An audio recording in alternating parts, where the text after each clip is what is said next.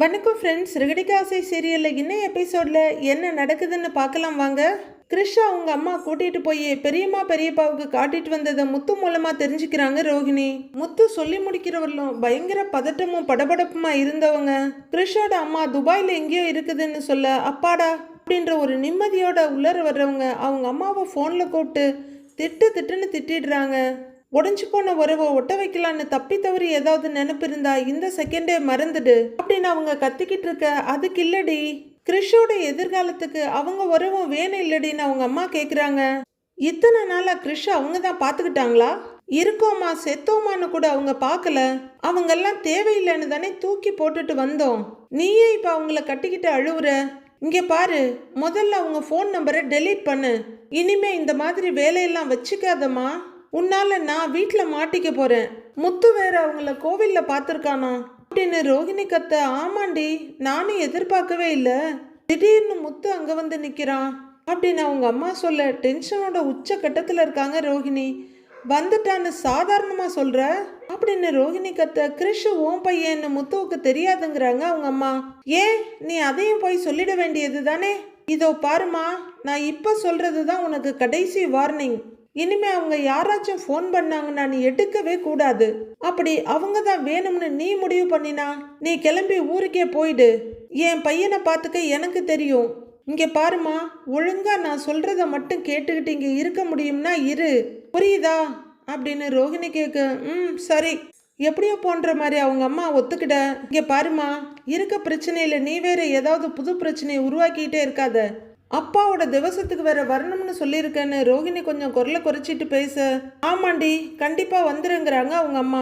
அது எனக்கு தெரியும். நான் மகேஸ்வரியையும் வர சொல்லியிருந்தேன்.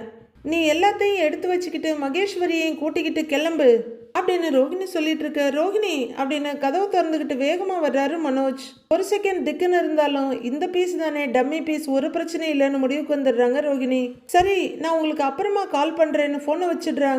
யாரை கிளம்ப சொல்ற, எங்க கிளம்ப சொல்ற அப்படின்னு ரோஹிணி கேட்க. ஐயோ, இந்த மாங்காய் மடி இதை கேட்டானா சமாளிப்போம் அப்படின்னு பக்கத்துல வந்து மனோஜோட கையை பிடிச்சிக்கிட்ட. அதுவா, நம்ம பாட்டி வீட்டுக்கு போறோம்ல, அதான் சீக்கிரமே கிளம்புன்னு சொல்லி என் ஃப்ரெண்டு கிட்ட சொல்லிக்கிட்டு இருந்தேன் அப்படின்னு ரோஹிணி சொல்ல. ஓ அப்படியாங்கிறாரு மனோஜ்.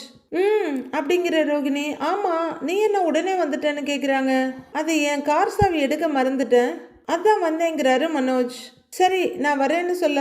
பை அப்படின்னு ஒரு புன்னகை டிராமாவை போட்டு மனோஜை அனுப்பி வச்சுட்டு திரும்புறாங்க ரோஹிணி. பாட்டி வீட்டுக்கு ஒரு அம்மா சாம்பிராணி போட்டுட்டு இருக்காங்க.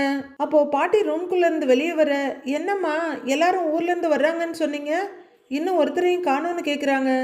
எவடி இவ? அவங்க என்ன பக்கத்து தெருவுல இருந்தா வர்றாங்க? சென்னையில இருந்து வர்றாங்க. அவ்வளோ தூரத்துல இருந்து வர வேணாமா அப்படின்னு பாட்டி கேட்டுட்டு இருக்கும் போதே அம்மா அப்படின்னு அண்ணாமலையோட வாய்ஸ் கேக்குது. இதோ வந்துட்டாங்கம்மான்னு அந்த லேடி சொல்ல. அப்படின்னு வேகமா ஓடி வர்ற பாட்டி அண்ணாமலையோட கையை பிடிச்சிக்கிட்டு, அண்ணாமலை நல்லா இருக்கியாப்பான்னு கேக்குறாங்க. நல்லா இருக்கேம்மா, நீங்க நல்லா இருக்கீங்களான்னு அவரு கேட்க.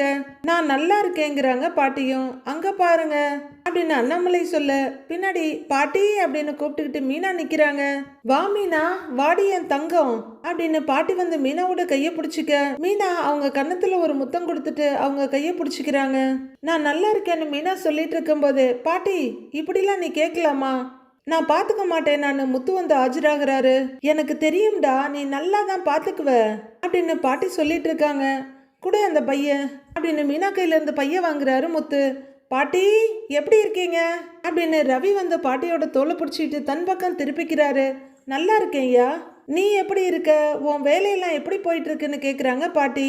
சூப்பரா போயிட்டு இருக்கு பாட்டி அப்படின்னு ரவி சொல்லிட்டு இருக்கும் போதே கொண்டு வந்த பேக்கை டொப்புன்னு போட்டுட்டு ஹாய் பாட்டி அப்படின்னு ஓடி வந்து ஹக் பண்ணிக்கிறாங்க ஸ்ருதி. உடனே பாட்டிக்கு ஏதோ ஞாபகம் வந்துடுது. ஆமா, போன தடவை ஏதோ சொல்லி கொடுத்தியேன்னு ஸ்ருதி கிட்ட கேக்குறாங்க. ஹவ் ஆர் யூ அப்படின்னு பாட்டி கேட்க. கரெக்ட் பாட்டி, I am good. How are யூன்னு ஸ்ருதி கேட்க. ஐ எம் ஃபைன் அப்படின்னு பாட்டி சொல்ல ஸ்ருதி சிரிச்சிட்டு இருக்காங்க. அப்படியே ட்ராலியை தள்ளிக்கிட்டு மனோஜ் வர்றாரு. பாட்டி அப்படின்னு கூப்பிட. ஏண்டா தொழிலதிபரே எப்படி இருக்கன்னு கேக்குறாங்க. ரொம்ப பிஸியா இருக்கேன் பாட்டி, இப்ப கூட வந்திருக்க மாட்டேன், ஏதோ அப்பா கம்பல் பண்ணதுனால வந்தேன் அப்படின்னு வழக்கம் போல அவர் பீத்திக்கிட்டு இருக்க பாட்டி அவரை முறைச்சிட்டு இருக்காங்க. ஏய் எப்படி இருக்கீங்கன்னு கேட்க மாட்டியாடா அப்படின்னு அண்ணாமலை சொல்ல அப்படியே கிளிப்பிள்ள மாதிரி எப்படி இருக்கீங்க பாட்டின்னு கேக்குறாரு. அப்படின்னு பாட்டி பார்க்க கேட்டுட்டேன்பாங்கிறாரு. ஐயோ இவனை வச்சுட்டு ஒரு ஆணி கூட அடிக்க முடியாதுன்னு அண்ணாமலை பார்த்துக்கிட்டு இருக்க. ஆ ரொம்ப பிஸியா இருக்கும் போதே என்னை பார்க்க வந்திருக்கியடா, சந்தோஷம்டா அப்படின்னு பாட்டி சர்க்காஸ்டிக்கா சொல்லிட்டு இருக்க. ரோஹிணி மனோஜ் பக்கத்துல நின்று சிரிச்சுட்டே நிக்கிறாங்க. என்னம்மா பெரிய மருமகளே நல்லா இருக்கியான்னு கேட்க, நல்லா இருக்கேன் பாட்டி, நீங்க எப்படி இருக்கீங்கன்றாங்க ரோஹிணி. ஓ மாமியார் உன்னை நல்லா தானே பாத்துக்கிறா அப்படின்னு பாட்டி கேட்க, விஜயா பக்கத்துல வந்து நின்று, ஏன் அத்தை என் மருமகளை நான் நல்லா பாத்துக்காம இருப்பேனா அப்படின்னு கேட்க, ஆமாண்டி அம்மா அதுவும் சரிதான், ரொம்ப பாசமா தான் இருக்கியாமே, அதுக்கு பின்னாடி எத்தனை லட்சம் காரணம் இருக்குன்னு எனக்கு தெரியும் அப்படின்னு பாட்டி வாழைப்பழத்துல ஊசி ஏத்துற மாதிரி நைஸா விஜயாவுக்கு ஒரு குத்து விட்டுடுறாங்க. புரிஞ்சுக்கிற விஜயாவோட முகம் அப்படியே சுண்டக்கா மாதிரி சுருங்கி போயிடுது. செம்ம பாட்டி, சந்தடி சாக்குல செம்மையா சிந்து பாடிட்டாங்களே அப்படின்னு ரோஹிணி பெருமையை மறைச்சிக்கிட்டு பாக்குறாங்க. ஏம்மா அவகிட்ட போய் இதெல்லாம் பேசிக்கிட்டு அப்படின்னு அண்ணாமலை சொல்ல, விஜயா முகத்தை எரிச்சலாட ஒரு வெட்டு வெட்டிட்டு வர்றாங்க. பாட்டி கூட மொத்த உட்காந்து பேசிக்கிட்டு இருக்காரு. கரெக்டு தானே பாட்டின்னு கேட்க, பாரு அண்ணாமலை இவன் என்ன பேசிட்டு இருக்கான்னு அப்படிங்கிறவங்க, அண்ணா கொஞ்சம் மோர் எடுத்துட்டு வாமாங்கிறாங்க. இருங்க பாட்டி நான் போய் எடுத்துட்டு வரேன்னு மீனா எழுந்திருக்க. இரு நீ போக வேண்டாம் உட்காரு, உனக்கு காலில் அடிபட்டிருக்குன்னு முத்து சொன்னான் அப்படிங்கிறாங்க பாட்டி. உடனே முத்து முதுகுல ஒரு டப்புன்னு ஒரு தட்டு தட்டுறாங்க மீனா. ஏங்க அப்படின்னு கேட்க, பாருங்க பாட்டி இவ அடிக்கிறான்னு கம்ப்ளைண்ட் பண்றாரு முத்து. பாட்டி ஏதாவது வைத்தியம் சொல்லுவாங்கன்றதுக்காக சொன்னேன் அப்படின்னு முகத்தை சுருக்கிக்கிட்டு முத்து சொல்ல, பாட்டி சிரிசிரின்னு சிரிக்கிறாங்க. அம்மா சாப்பிட்ற நேரத்துல எதுக்குமா மோருங்கிறாரு அண்ணாமலை. சாப்பாடு என்ன ரெடி ஆகலப்பா, ரெடி ஆகிக்கிட்டு இருக்கு அப்படின்னு பாட்டி சொல்ல, திரும்பி பாக்குற முத்து, அடேங்கப்பா விருந்து சமையலே ரெடி ஆயிட்டு இருக்கு போல இருக்கேங்கிறாரு. இவ்வளோ காய்கறிங்க இருக்குங்கிறாரு முத்து. அப்போ ரூம்குள்ள ட்ராலியை வச்சுட்டு ஆமாமான்னு சொல்லிக்கிட்டே வர்ற மனோஜ் கவனிக்காம ஒரு பீக்கங்காய் மேல காலை வச்சுட அது வழுக்கி விட, ஐயோ பாப்பா பாம்பாப்பா பாம்பு அப்படின்னு கத்த, இங்கே உட்காந்துருக்கவங்க எல்லாம் சிரிச்சிட்டு இருக்காங்க. கிச்சன்ல சமைச்சிட்டு இருக்கவங்க அச்சோ பாம்புன்ற மாதிரி எட்டி பாக்குறாங்க. டேய் அப்படின்னு முத்து காய் எடுத்து ஓரமா போட, மனோஜ் ஓ மனோஜ் இங்க அப்படின்னு எல்லாரும் சிரிச்சிட்டு இருக்கிறதுல டென்ஷன் ஆகுற ரோஹிணி கூப்பிடுறாங்க. என்னடா நீ பார்த்து வர மாட்டியான்னு பாட்டி கேட்க, மறுபடியும் ஒரு சிரிப்பு அலையாங்க. ஏய் இங்க ஏதுடா பாம்பு, அதெல்லாம் வராதுங்கிறாங்க பாட்டி. பாட்டி பீக்கங்காயை பார்த்துட்டு பாம்புன்னு கத்தி இருக்கிறான் புல்தடிக்கு பயில்வான் அப்படின்னு முத்து சொல்ல, மறுபடியும் ஒரு சிரிப்பு அலை. ரோஹிணி மனோஜோட கையை தடவி விட்டுக்கிட்டே எரிச்சலோட பாக்குறாங்க. அம்மா வீட்டுல பாம்பு வந்ததுக்கு அப்புறம் இவன் இப்படிதான் இருக்கிறாங்கிறாரு அண்ணாமலை. ஆமா பாட்டி பார்லர் அம்மா பாம்பை பேக்ல வச்சு எடுத்துட்டு வந்துருச்சு அப்படின்னு முத்து சொல்ல, ஆ அப்படின்னு பாட்டி பார்த்துட்டு இருக்க. அண்ணாமலை சிரிச்சிட்டு இருக்க, டேய் அவ என்ன தெரிஞ்சா வேணும்னா எடுத்துட்டு வந்தா, ஏதோ தெரியாம நடந்துருச்சு, அதுக்கப்புறம் மனோஜுக்கு எவ்வளவு பெரிய ஆர்டர் வாங்கி கொடுத்துருக்கா அப்படின்னு பயங்கரமா சப்போர்ட்டுக்கு வர்றாங்க விஜயா. நல்ல விஷயம்தான் பெரிய மருமகளே, இதே மாதிரி அவனை வாழ்க்கையில நல்லா முன்னேற்றி விடுங்கிறாங்க பாட்டி. சரிங்க பாட்டின்னு ரொம்ப பெருமையா சொல்லிக்கிறாங்க ரோஹிணி. மீனா அமைதியா பார்த்துட்டு இருக்க, பயங்கர டென்ஷனோட பார்த்துட்டு திரும்புற ஸ்ருதி, மீனா எனக்கு டென்ஷன் ஆகுது, இப்போ வாச்சு என்ன சொல்ல விடுங்கிறாங்க. ஏதாச்சும் உளறி வச்சிடாதீங்க அமைதியா இருங்கிறாங்க மீனா. ஸ்ருதி உச்சி கொட்டிட்டு ஏதோ சொல்ல வர, பாட்டி நான் போய் சமையலை பாக்குறேன், ஸ்ருதி வாங்க அப்படின்னு ஸ்ருதியை கைப்பிடியா இழுத்துட்டு போறாங்க மீனா. அம்மா நம்ம குலதெய்வம் கோவில் வரலும் போயிட்டு வந்துடலாம்ல அப்படின்னு அண்ணாமலை கேட்க, ஆமாப்பா ஒரு சின்ன பூஜை பண்ணணும்னு பூசாரி சொன்னாரு, என்ன ஏதுன்னு கேட்கணும், நான் அப்புறம் போய் கேட்டுக்கிறேங்கிறாங்க பாட்டி. பாட்டி நானும் மீனாவும் போய் பூசாரி கிட்ட அப்புறமா கேட்டுட்டு வந்துடுறோம் அப்படின்னு முத்து சொல்லிட்டு இருக்கும்போதே அவரோட சின்ன வயசு ஃப்ரெண்ட்ஸு, ஏய் முத்து அப்படின்னு கூப்பிட்டுக்கிட்டே வர, சத்தம் கேட்டு திரும்புற முத்து அவங்கள பார்த்த உடனே, டேய் மாப்பிள்ள வாங்கடா என்னடா எப்படி இருக்கீங்க அப்படின்னு அவங்க கிட்ட போக, பார்த்து எத்தனை நாள் ஆச்சு, எப்படிடா இருக்குன்னு ரெண்டு பேரும் ஷேக் ஹேண்ட் கொடுத்துட்டு இருக்காங்க. முத்துவோட தலையை பார்த்தாவே இவங்க வந்துருவானுங்க அப்படின்னு பாட்டி அண்ணாமலை கிட்ட சொல்லிட்டு இருக்க, பாட்டி அவனே விசேஷம்னா தான் வர்றான் அப்படின்னு ஒரு ஃப்ரெண்டு சொல்ல, டேய் நான் என்ன வரக்கூடாதுன்னு இருக்கேன், வேலை அப்படிடாங்கிறாரு முத்து. சரிடா அதான் இப்ப வந்துட்டல அது போதுங்கிறாரு இன்னொரு ஃப்ரெண்டு. இன்னைக்கு எங்க வீட்டுல மாடு கண்ணு போட்டிருக்கு, சீம்பால் கொண்டு வந்திருக்கோண்டா, உனக்கு தான் பிடிக்கும்ல அப்படின்னு ஒரு சின்ன தூக்குவாளி எண்ணிட்ட, டேய் சாப்பிட்டு எவ்வளோ நாள் ஆச்சுடா, அங்கெல்லாம் சீம்பால் நீ ஏதோ பொய்ய சொல்லி கொடுத்துட்டு இருக்காங்க அப்படின்னு உடனே ஸ்பூன்ல ஒன்று எடுத்து வாய்க்குள்ள போடுறாரு. சாப்பிட்றா அப்படின்னு ஃப்ரெண்டுங்க ரெண்டு பேரும் பார்த்துட்டு இருக்க, ஒரு வாயை வாய்க்குள்ள போட்டு முழுங்கிட்டு மாப்பிள்ள அருமையா இருக்குடா, அப்பா நல்லா இருக்குப்பா, கொஞ்சம் டேஸ்ட் பண்ணி பாருப்பா அப்படின்னு பிரசாதத்தை எடுக்கிற மாதிரி எடுத்து அண்ணாமலை கையில கொடுக்க போதுங்கிறாரு அவரு. ரவி இந்தடான்னு சொல்ல கொஞ்சமா கொடுன்னு வாங்கிக்கிறாரு அவரு. மனோஜ் அப்படின்னு அவரு நிமிர, வேணாண்டா எனக்கு இதெல்லாம் சாப்பிட்டு பழக்கம் இல்லை அப்படின்னு சொல்ல, அதானே நல்லதெல்லாம் நீ சாப்பிட மாட்டியே அப்படிங்கிற முத்து நேரா கிச்சனை பாக்குறாரு. மீனா அங்க நிக்க, மீனா இந்தா சீம்பால் சாப்பிடுன்னு அவங்களுக்கு ஒரு ஸ்பூன் கொடுக்குறாரு. பலகுரல் இந்தா சீம்பால் சாப்பிடு, கைய காட்டு அப்படின்னு முத்து சொல்ல, சீம்பாலா அப்படின்னு ஸ்ருதியும் வாங்கிக்கிறாங்க. கொஞ்சம் சாப்பிடுற ஸ்ருதி, சூப்பரா இருக்கே, இந்த மாதிரி எங்க ரெஸ்டாரண்ட்லயும் ஸ்வீட் போடலாம் இல்லைங்கிறாங்க ஸ்ருதி. அப்போ தன்னோட பக்கத்துல உட்கார்ந்துருக்க மனோஜ் கிட்ட, தொழிலதிபரே பாத்தியா, பிசினஸ் மூளை எல்லாத்தையும் பிசினஸாவே பாக்குதுங்கிறாரு ரவி. அப்படின்னு ஸ்ருதி முறைச்சிட்டு இருக்க. பலகுரல், உன் யோசனை நல்லதுதான், அதை பாராட்டுறேன். ஆனா உன்னை தெரிஞ்சுக்கோ, இந்த சீம்பால தினமும் ஒரு ரெஸ்டாரண்ட்ல விற்கணும்னா 1000 மாடு தினமும் கண்ணு போடணுங்கிறாரு முத்து. ஓ அப்பா 1000 மாட்டை பிரெக்னென்ட் ஆக்கணுமா அப்படின்னு ஸ்ருதி கேட்க, ஐயோ ஆத்தாடி ஆளை விடுமா அப்படிங்கிற முத்து. அக்கா நீங்களும் கையை காட்டுங்க, இந்தாங்க அப்படின்னு அங்க வேலை செய்யற அண்ணத்துக்கும் அவங்களுக்கு ஹெல்ப்பா வந்திருக்கவங்களுக்கு முத்து கொடுத்துக்கிட்டு இருக்காரு. இவன் ஒருத்தன் அப்படின்னு அண்ணாமலை சிரிச்சிட்டு இருக்க. ரோஹிணி கொஞ்சம் தள்ளி வந்து நின்று ஏதோ யோசிக்கிறாங்க. கிரிஷ் அவங்க அம்மா மகேஸ்வரி 3 பேரும் ரோஹிணியோட சித்தி வீட்டுக்கு வர்றாங்க. ஹேய் பாட்டி அப்படின்னு கத்திக்கிட்டே கிரிஷ் வர, டேய் வாடா கிரிஷ் எப்படி இருக்க அப்படின்னு அவங்க கேட்டுட்டு இருக்க. நல்லா இருக்கேன் பாட்டின்னு இருக்காரு அவரு. அப்போ லக்ஷ்மி உள்ளர வர, அக்கா வாங்க எப்படி இருக்கீங்கன்னு கேக்குறாங்க இந்த லேடி. நல்லா இருக்கேன், நீ எப்படி இருக்க அப்படின்னு கிரிஷோட பாட்டி கேட்க, நல்லா இருக்கேங்கிறாங்க இந்த லேடி. மகேஸ்வரியும் கூட வந்து நிக்கிறாங்க. பாட்டி நீங்க என்ன பார்க்க வரலங்கிறாரு கிரிஷ். நீங்க எங்க இருக்கீங்கன்னு உங்க அம்மா சொல்லவே இல்லடா, எப்படியோ இப்பவாவது கல்யாணி அவ கூட உங்களை கூட்டிக்கிட்டு வந்திருக்காளே அப்படின்னு கிரிஷோட சின்ன பாட்டி சொல்லிட்டு இருக்க. கல்யாணியோட ஃப்ரெண்டு மகேஸ்வரின்னு நான் சொல்லுவேன்ல, இந்த பொண்ணு தான், பேரு மகேஸ்வரின்னு இன்ட்ரடியூஸ் பண்றாங்க கிரிஷ் பாட்டி. அவங்க தங்கச்சி அப்படியான்னு கேட்க, வணக்கங்கன்ற மகேஸ்வரி, உங்க ஊர் ரொம்ப நல்லா இருக்கு அப்படின்னு சொல்ல எல்லாருமே சிரிப்போடு பாக்குறாங்க. ஆண்டி நாம வந்துட்டோன்னு ரோஹிணிக்கு கால் பண்ணி சொல்லிட்டு வரேன் அப்படின்னு மகேஸ்வரி போக, சரிம்மா சொல்லிட்டு வாங்குறாங்க கிரிஷ் பாட்டி. வாங்கக்கா உட்காருங்க, டேய் வாடா குட்டி அப்படின்னு அவங்கள உள்ளர கூட்டிட்டு போறாங்க அவங்க தங்கச்சி. மகேஸ்வரி கால் பண்ண ஏதோ திருடன் நம்பர் 1 திருடன் நம்பர் 2க்கு கால் பண்ற மாதிரி விடுவிடன்னு போனை தூக்கிட்டு ஓடி வர்றாங்க ரோஹிணி. ஒரே டென்ஷனோட, சொல்லு மகேஸ்வரி எங்க இருக்கீங்கன்னு கேக்குறாங்க. நாங்க வந்துட்டோண்டி, உன் சித்தி வீட்டுல தான் இருக்கோம், நீ எங்க இருக்கன்னு கேக்குறாங்க மகேஸ்வரி. நாங்க இப்பதான் பாட்டி ஊருக்கே வந்தோம் அப்படின்னு ரோஹிணி சொல்ல, இங்க இருந்து அது ரொம்ப தூரமானு கேக்குறாங்க மகேஸ்வரி. இல்லடி இங்க இருந்து ஒரு 3-4 கிலோமீட்டர் தான். ஒவ்வொரு தடவை இங்க வரும்போதும் எங்க ஊர்க்காரங்க யாராவது என்ன பார்த்துடுவாங்களோன்னு நினைச்சு பயமா இருக்கும். இப்ப யாரும் உங்களை பாத்திரக்கூடாதுன்னு பயமா இருக்கு அப்படின்னு பயத்திலேயே வாழ்ந்துட்டு இருக்க ரோஹிணி சொல்ல, பயப்படாத, அங்க உங்க ஊர்ல இருக்க கோவிலுக்கு தானே வர போறோம், கொஞ்ச நேரம் அங்க வந்துட்டு போக போறோம், அவ்வளவுதாங்கிறாங்க மகேஸ்வரி. சரி உனக்கு அங்க எதுவும் அன்கம்ஃபர்டபுளா இல்லைல்ல அப்படின்னு ரோஹிணி கேட்க, சச்ச இல்ல இப்படி ஒரு கிராமத்துல இப்படி ஒரு தீபாவளியை கொண்டாட போறது இதுதான் ஃபர்ஸ்ட் டைம்.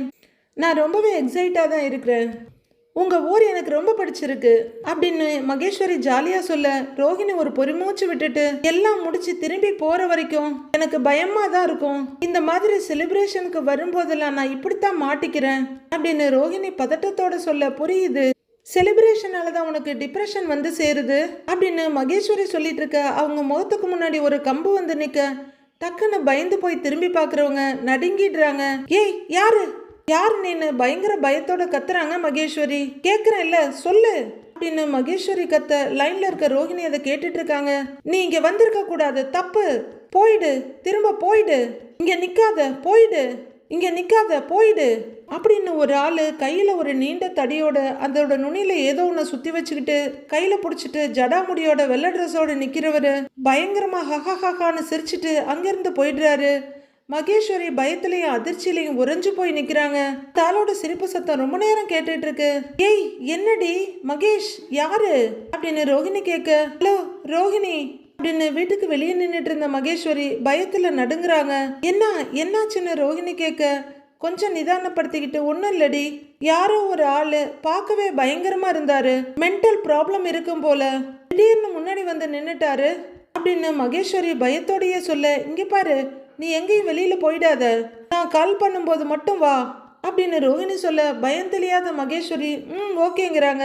ரோஹிணிக்கு பயத்துல பயங்கரமா மூச்சு வாங்குது. யாரா இருக்கும், என்ன திடீர்னு அப்படி சொன்னாங்க, பிரச்சனை அவளுக்கா இல்ல நமக்கான்னு பயங்கரமா யோசிச்சுட்டு பயத்துல நிக்கிறாங்க. அப்போ திடீர்னு தோல்ல ஒரு கை வந்து விழ பயந்து போய் திரும்ப ரோஹிணி இங்க என்ன பண்றேன்னு மனோஜ் கேட்க அப்பதான் அவங்களுக்கு கொஞ்சம் பிரீத்திங் சாதாரணமாகுது. ஒன்னும் இல்ல, சும்மா வித்யா கிட்ட பேசிட்டு இருந்தேன் அப்படின்னு அந்த பேசுனதுக்கும் ஒரு பொய்ய சொல்றாங்க ரோஹிணி. ஷோரூம்ல என்ன நடக்குதுன்னே தெரியல, அந்த பையலுங்களை நம்பி விட்டுட்டு வந்துட்டேன் அப்படின்னு மனோஜ் புலம்ப. அதெல்லாம் அவங்க பாத்துக்குவாங்க மனோஜ், நீ ஏன் ஒரே பண்ணிக்கிற, நாம 2 பேரும் போகதானே போறோங்கிறாங்க ரோஹிணி. சரி வா, ஃப்ரெஷ் அப் ஆயிட்டு சீக்கிரமா சாப்பிடலாம், பயங்கரமா பசிக்குது வா அப்படின்னு சொல்லிட்டு மனோஜ் உள்ளர போக அதுவரையிலும் இயல்பா இருந்த முகம் அப்படியே பயத்துல படபடத்துட்டு இருக்கு ரோஹிணிக்கு. முத்துவும் மீனாவும் கோவிலுக்கு வந்திருக்காங்க. அர்ச்சகர் உள்ளர் இருந்து வர்றவரு வாப்பா முத்து எப்படி இருக்கன்னு கேக்குறாரு. நல்லா இருக்கேன் சாமி, நீங்க எப்படி இருக்கீங்கன்னு முத்து வணக்கத்தை போட்டு சொல்றாரு. கடவுள் அருளால நல்லா இருக்கேன் பாங்கிறாரு அர்ச்சகர். நாளைக்கு ஹோமம் பண்றதுக்கு லிஸ்ட் கொடுப்பீங்கன்னு பாட்டி சொன்னாங்க அப்படின்னு முத்து கேட்க அதெல்லாம் அப்பவே எழுதி வச்சுட்டேன்ப்பா அப்படின்னு இடுப்பு மடிப்புல இருந்து ஒரு லிஸ்ட் எடுக்கிறாரு. அவரு இப்படியே சொருகி வச்சிருப்பீங்க போல அப்படின்னு முத்து கேட்க சிரிச்சுக்கிட்டே இந்தாப்பான்னு நீட்டுறாரு. முத்து அதை வாங்கி பார்க்க மீனாவும் பாக்குறாங்க.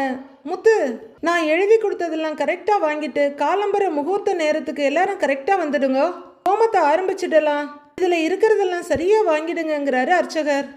அதெல்லாம் பார்த்து பண்ணிக்கலாம் சாமி அப்படின்னு மீனா சொல்ல, பூஜை விஷயம்னு வந்துட்டா என் பொண்டாட்டிக்கிட்ட நீங்களே தோத்துடுவீங்க சாமி, எல்லாத்தையும் பக்காவா பண்ணிடுவான்னு சந்தோஷமா பெருமையுமா முத்து சொல்ல, ஏங்க நீங்க வேற ஏங்கன்னு கேட்டுட்டு இருக்காங்க மீனா. சரிங்க சாமி நாங்க வர்றோம் அப்படின்னு முத்து திரும்ப. டேய் முத்துன்னு ஒரு சவுண்டு கேக்குது. டேய் மாப்பிள, என்னடா வெள்ளையா ஊருக்குள்ளதான் இருக்கியா அப்படின்னு கேட்டுக்கிட்டே முத்து வந்து ஷேக் ஹேண்ட் கொடுக்குறாரு. நாங்க ஊருக்குள்ளதான்டா இருக்கோம், ஆனா நீ தான் ஊர் பக்கமே வரமாட்டேங்கிற அப்படின்னு சொல்லிக்கிட்டே எப்படி இருக்கீங்க சிஸ்டர்னு மீனா கிட்ட கேக்குறாரு அவரு. நல்லா இருக்கேங்கண்ணா அப்படின்னு மீனா சொல்றாங்க. மீனா ஒரு 2 நிமிஷம் பசங்க கிட்ட பேசிட்டு வந்துடுற அப்படிங்கிற முத்து. அப்புறம்டா மாப்பிள, அம்மாவுக்கு உடம்பு பரவாயில்லையா அப்படின்னு தோல்ல கைய போட்டுக்கிட்டு அப்படியே நடக்க ஆரம்பிக்கிறாங்க. பெரிய ஆஸ்பத்திரியில வச்சு பாத்துட்டு இருக்கோம்டா, இப்ப பரவாயில்ல நல்லா இருக்காங்கன்றாரு அவரு. அம்மா வீட்டுல எல்லாரும் வந்திருக்கீங்களான்னு ஃப்ரெண்டு கேட்க, ஆமாண்டா கோவில்ல ஒரு சின்ன பூஜை இருக்கு, அப்படியே தீபாவளிய ஊர்லயே கொண்டாடிடலாம்னு வந்திருக்கோங்கிறாரு முத்து. ஆமாமா தீபாவளி கொண்டாடி தானே ஆகணும், பசங்களை வர சொல்றேன் குளக்கரைக்கு வந்துரு சரியா அப்படின்னு அவரு சிரிப்போட கேட்க, டேய் டேய் மெதுவா பேசுடா காதுல விழுந்துற போதுடா அப்படின்னு மீனாவை பயத்தோட ஒரு பார்வை பார்த்துக்கிட்டு ஃப்ரெண்டுங்களை கொஞ்ச தூரம் தள்ளிக்கிட்டு போக, என்னடா இதுங்கிற மாதிரி அவங்க கையை நீட்ட, நீங்களாம் கல்யாணம் ஆகாம சுத்திட்டு இருக்கீங்கல்லடா அதான்டா உங்களுக்கு தெரியாம இருக்குது அப்படின்னு முத்து சொல்ல, ஆனாலும் அநியாயமா இருக்குடா அப்படின்னு ஒரு ஃப்ரெண்டு சொல்லிட்டு இருக்க. இதெல்லாம் பார்த்து ரசிச்சுக்கிட்டு மீனா சிரிச்சிட்டு இருக்காங்க. அவங்க அப்படியே லைட்டா திரும்ப டப்புன்னு அவரு முன்னாடி அதே ஆளு தலைவெறி கோலத்தோட கையில கம்போட வந்து நின்னு, ஏன் இங்க வந்த ஏன் வந்தன்னு கத்த. மீனா கொஞ்சம் பயத்தோட பாக்குறாங்க. சாமி கும்பிட வந்தேங்கிறாங்க மீனா. அந்த ஆள் மீனாவையே ரொம்ப டீப்பா பார்த்துட்டு இருக்க. மீனா நகரவும் வழி இல்லாம கொஞ்சம் பயத்தோட, ஏங்க ஏங்க இங்க வாங்க அப்படின்னு முத்துவை பார்த்து கூப்பிடுறாங்க. ஆனா முத்து அவங்க 2 ஃப்ரெண்டு கூட ஜாலியா பேசிட்டு சிரிச்சிட்டு இருக்காரு. கேட்காது, விதி சரியில்லாதப்ப அந்த ஆண்டவனை கூப்பிட்டாலும் கேட்காது அப்படின்னு அந்த ஆள் மிரட்டலா சொல்லிட்டு இருக்க. மீனா ரொம்பவுமே பயந்து போய், ஏங்க அப்படின்னு குரலே வராத குரல்ல கூப்பிட்டு இருக்க. ஹஹஹஹான்னு பயங்கரமா சிரிக்கிறாரு அந்த ஆளு.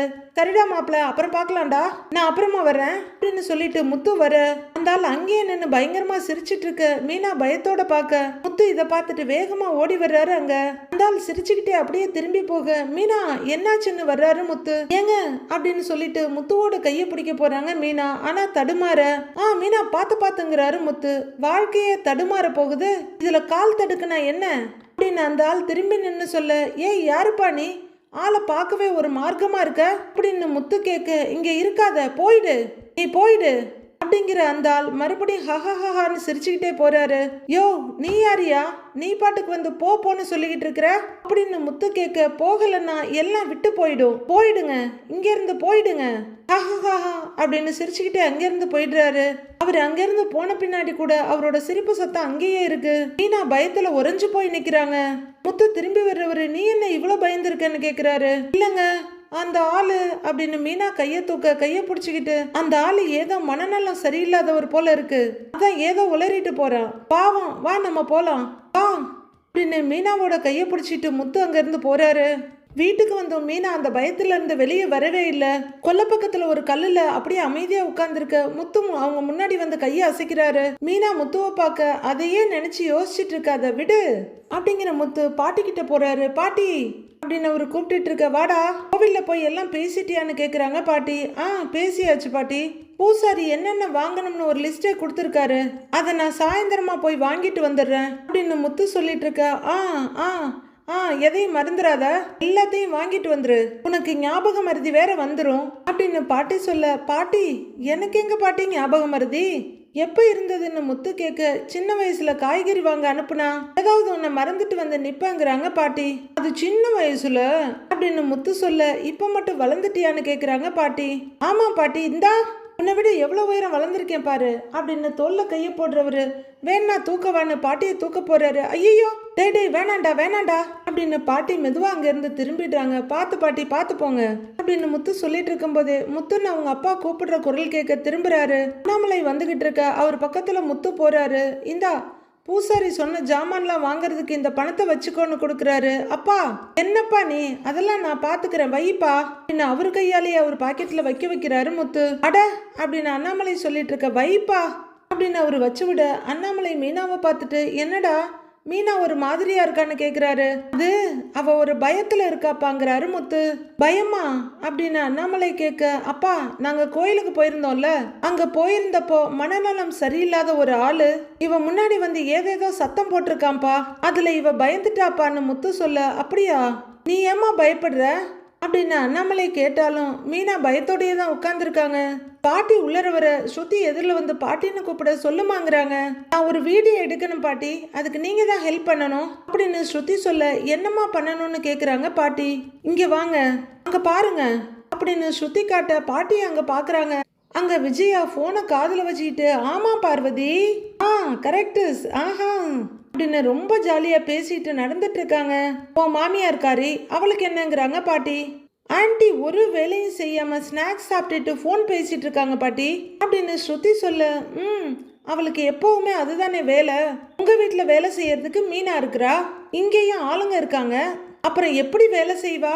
அவ வீட்டுல எதுவுமே வேலை செய்யாம சொகுசா வளர்ந்து பழக்கப்பட்டவ அப்படின்னு பாட்டி சொல்ல. அதுக்கு தான் பாட்டி நான் சொல்றேன், அவங்கள கூப்பிட்டு நீங்க ஏதாவது வேலை செய்ய வைங்கன்னு ஸ்ருதி சொல்றாங்க. அதை வச்சு நீ என்ன செய்வேன்னு கேக்குறாங்க பாட்டி. அதை சோசியல் மீடியால அப்லோட் பண்ணி ஃபன்னி வீடியோஸ்னு போட்டுருவேன் அப்படின்னு ஸ்ருதி சொல்ல. அது என்ன பண்ணி ரீலுங்கிறாங்க பாட்டி. அது காமெடி பாட்டி, நீங்க உங்க மாமியார் கெத்த காட்டுங்க பாட்டி அப்படின்னு ஸ்ருதி சொல்ல. அதெல்லாம் வேண்டாமா, அவ உடம்பெல்லாம் அசைஞ்சு வேலையே செய்யாது, அவகிட்ட போய் நான் ஏன் கெத்த காட்டணும்? அப்படி யாரையும் நான் அதிகாரம் பண்ண நினைக்கல, சரியா இருன்னு தான் சொல்றேங்கிறாங்க பாட்டி. பாட்டி அவங்க நீங்க சொன்னா மட்டும்தான் கேட்பாங்க. ஊர்ல தினமும் மீனாவை எப்படி வேலை வாங்குறாங்க தெரியுமா? அங்கிள் ஏதாவது கேட்டா அவங்களையும் திட்டுவாங்க அப்படின்னு ஸ்ருதி சொல்ல. பாட்டிக்கு உடனே சுருன்னு ஆயிடுது. ஓ என் பிள்ளைய திட்டுறாளாவ, அவளுக்கு இன்னைக்கு இருக்கு அப்படின்னு பாட்டி போக. ஸ்ருதி சூப்பர், கரெக்டான பாயிண்ட்டை பிடிச்சிட்டேன்னு சந்தோஷமா ஸ்ருதியும் போறாங்க. விஜயா வளைச்சு நடந்துகிட்டு போன் பேசிட்டு இருக்காங்க. கிச்சன் பக்கம் வர்ற பாட்டி இங்க வாங்கடின்னு கூப்பிட வேலை பார்த்துட்டு இருக்க 2 லேடிஸும் வெளியில வர்றாங்க. சொல்லுங்கம்மா குழம்பு கொதிச்சிட்டு இருக்குன்னு அண்ணா சொல்ல. அது கொதிக்கிட்டு நீ வான்னு கூப்பிடுறாங்க பாட்டி. என்னம்மா சொல்றீங்க, எங்க கூப்பிடுறீங்க அப்படின்னு இன்னொரு லேடி கேட்க. சீக்கிரம் சொல்லுங்க நிறைய வேலை இருக்குங்கிறாங்க அண்ணா. இருங்க சொல்றேன் அப்படிங்கிற பாட்டி விஜயான்னு கூப்பிட. விஜயா ஏதோ பேய பார்த்த மாதிரி திடுக்குன்னு திரும்புறாங்க. வாயில ஸ்நாக்ஸை மென்னுகிட்டே இரு பார்வதி, என் மாமியா கூப்பிடுறாங்க, இங்க வந்தாலே என்ன அதிகாரம் பண்ண ஆரம்பிச்சிடுவாங்க, உன்னை நான் அப்புறமா கூப்பிடுறேன் அப்படின்னு வாயில இருக்கத அவசரமா மென்னுகிட்டே வர்றாங்க விஜயா. ஸ்ருதி ஒரு சின்ன சிரிப்போட ஜாலியா வர அவசரமா மென்னு முழுங்கிட்டு சொல்லுங்க அத்தை அப்படின்னு வந்து நிக்கிறாங்க விஜயா. ஒரு பக்கம் விஜயா, இந்த பக்கம் ஸ்ருதி, அப்புறம் 2 வேலை செய்யறவங்கன்னு வந்து நிக்க.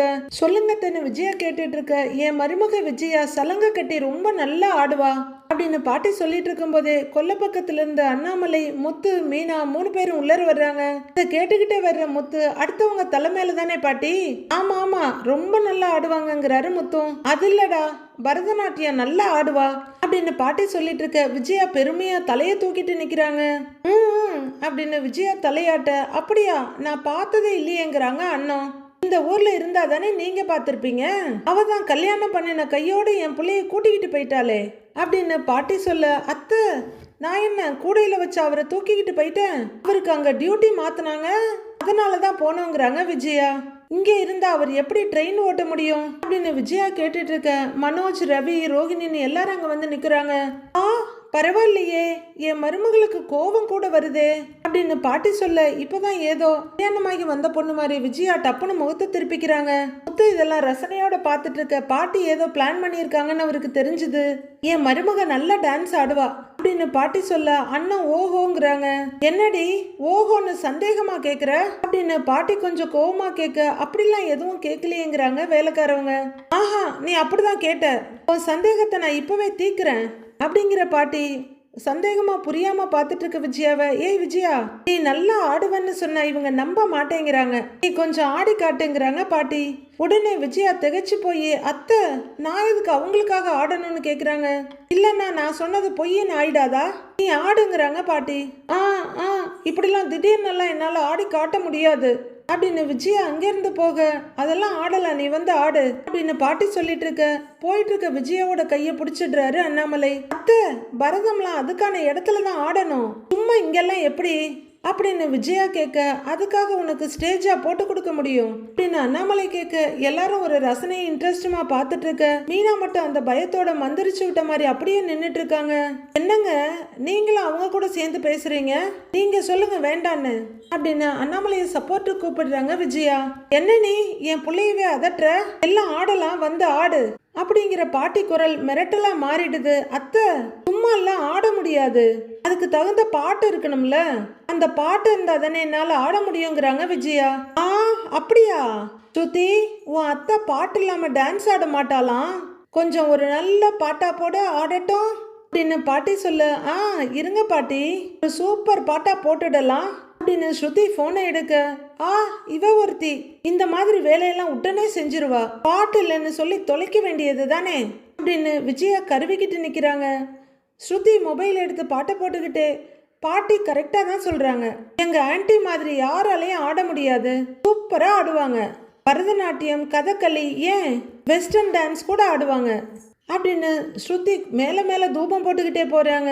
ஐயோ, என்ன இவ ஒரு பக்கம் சொல்லிட்டு இருக்கிறான்னு அசந்து போய் பாக்குறாங்க விஜயா. பாட்டி, அப்ப என்ன இன்னைக்கு அம்மாவோட நடன கச்சேரியான்னு கேக்குறாரு ரவி. ஆமாண்டா, இன்னைக்கு அவளுக்கு கச்சேரி தானே, டபுள் மீனிங்ல சொல்றாங்க பாட்டி. பாட்டி, அதான் அம்மா வேணான்னு சொல்றாங்கல்ல அப்படின்னு மனோஜ் சொல்ல, சப்போர்ட்டுக்கு வந்துட்டான் என் புள்ள அப்படின்ற தைரியத்துல ஆமாங்கிறாங்க விஜயாவும். டேய், உன்னை கேட்டாங்களா, நீ பேசாம இருன்னு மிரட்டுறாங்க பாட்டி. இவங்க இப்படிலாம் வேற பேசுவாங்களான்னு பாக்குறாங்க ரோஹிணி. எல்லாரும் எல்லாத்தையும் ஓரம் கட்டுங்க அப்படின்னு பாட்டி சொல்ல, மீனா அந்த இடத்த விட்டு நகராம அப்படியே பார்த்துட்டு இருக்க. ஸ்ருதி பாட்டை போட்டு விட்டுடுறாங்க. ஏறார்ந்த கண்ணி, யசோதை இளஞ்சிங்கம், மார்கழி திங்கள் அல்லவான்ற பாட்டு ஓட விஜயா ஆட ஆரம்பிக்கிறாங்க. பாட்டியும் அண்ணாமலையும் அங்க ஆப்போசிட்ல சேர் போட்டு பார்த்துட்டு இருக்க. மற்றவங்க எல்லாம் நின்று ரசிச்சிட்டு இருக்காங்க. எல்லாரும் ரசிச்சு பார்த்துட்டு இருக்க ரோஹிணி, அம்மா நல்லா ஆடுறாங்கல்லன்னு வந்து கேக்குறாரு மனோஜ். ரோஹிணியும் அப்படின்னு சந்தோஷமா தலையாட்ட, பார்த்தா எங்களுக்கே ஆடணும் போல தோணுதுங்கிறாங்க அண்ணம். யார் வேணான்னு சொன்னா வெக்கப்படாம போய் ஆடுங்கிறாரு முத்து. ஐயோ வேணாம்பான்னு ரொம்ப வெக்கப்பட்டுட்டு பின்னாடி போயிடுறாங்க அண்ணன். விஜயா மார்கழி திங்கள் பாட்டுக்கு ஆடிக்கிட்டு இருக்க. மீனா அப்படியே சில மாதிரி நின்னுகிட்டே இருக்காங்க. எதுக்காக அந்த சாமியார் மகேஸ்வரியும் அப்படி சொன்னாரு, மீனாவையும் அப்படி சொல்லியிருக்காரு? அவர் யாரு? உண்மையிலேயே மனநலம் பாதிக்கப்பட்டவரா, இல்ல வரப்போறத ஆபத்துக்காக முன்னாடியே கிளம்புங்கன்னு சொல்லிட்டு இருக்காரா? இது எதுவும் தெரியல. அடுத்து என்ன நடக்க போகுதுன்னு நாளைக்கு பார்க்கலாம் ஃப்ரெண்ட்ஸ். நாளைய ப்ரோமோல மரத்தடியில ரோஹிணி தர்ப்பணம் கொடுத்துட்டு இருக்க குடத்தோட வர்ற மீனா அதை பார்த்துடுறாங்க. நல்லா வேண்டிக்கிட்டு இதுல போடுங்க, வேற யாரும் பிள்ளைங்க இல்லைங்களாமா அப்படின்னு புரோகிதர் கேட்க, இல்ல சாமி, எனக்கு ஒரே பொண்ணு இவதான், பேரு கல்யாணி அப்படின்னு கிருஷ் பாட்டி சொல்ல, அதை பாக்குற மீனாவோட காதுகள்ல அதே வார்த்தையை மறுபடி எக்கோ ஆகுது. அப்போ இது அப்படின்னு கிருஷ் பக்கம் கைய காமிக்க, இது அவளோட பையன் தான் கிருஷ், என் பேரன் அப்படின்னு பாட்டி சொல்ல, அதுவும் எக்கோ ஆகுது. அடுத்த அதிர்ச்சி மீனாவுக்கு. அடுத்தடுத்த அதிர்ச்சியில மீனா கையில இருக்க குடம் நழுவி தரையில விழ, அது டம டமன்னு உருண்டுட்டு போற சத்தத்துல மொத்த பேரும் அப்படியே மீனாவை பார்த்துட்டு இருக்காங்க. மீனா அப்படியே சில மாதிரி நின்னுகிட்டே இருக்காங்க. அடுத்து என்ன நடக்க போகுதுன்னு நாளைக்கு பார்க்கலாம் ஃப்ரெண்ட்ஸ்.